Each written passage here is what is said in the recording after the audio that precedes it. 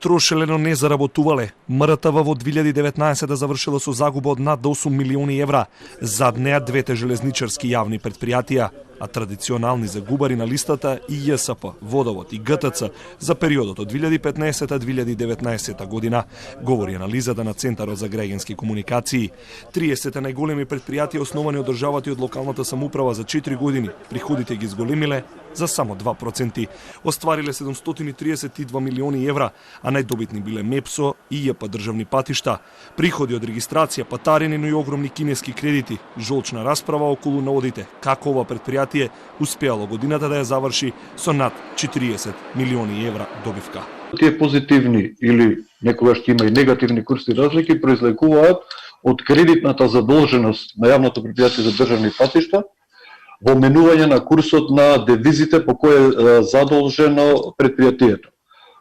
Се ќе кажете курсот на еврото не се менува, меѓутоа нашата институција е задолжена со тие кинески кредити од Дексим банка, кои што се во долари. Освен што учествуваат со 7% во бруто домашниот производ, овие предпријатија даваат плати на повеќе од 22.000 вработени.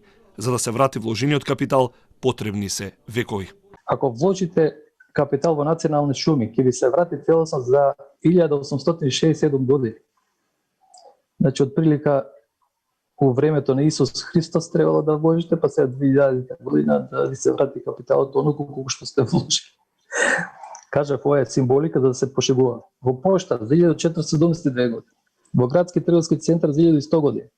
Вината не е во менеджментот и основачите на предпријатијата, туку во управните и надзорните одбори, вели вице-премиерот за економски прашања Фатмир Битики во расправата зошто директорите не се разрешуваат и по 6 месеци од негативните извештаи. Органите на управување внатре во јавните предпријатија и акционерските друштва, како што се управните одбори и надзорните одбори, особено надзорните одбори, затоа што они се одговорни по функција да се грижат за финансиското работење на предпријатијата, а управните одбори да даваат насоки и мислам дека во целиот тој систем затаело функционирањето. Препораките се нов закон за државни предпријатија, а владата пак со најава за јавно-приватно партнерство или пак можеби приватизација на ТЕЦ Осломи, АД Пошта, ТЕЦ Неготино, МЖ Транспорт.